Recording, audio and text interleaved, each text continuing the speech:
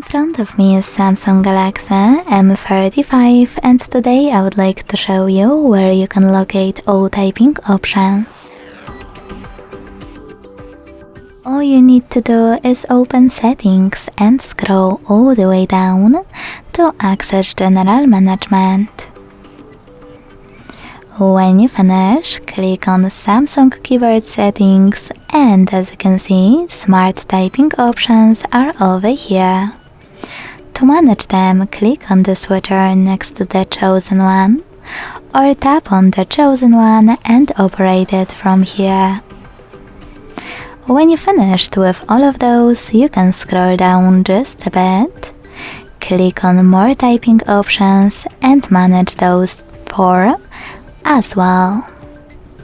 Thanks so much for watching. If you enjoyed this video, leave a like, comment and subscribe. Bye!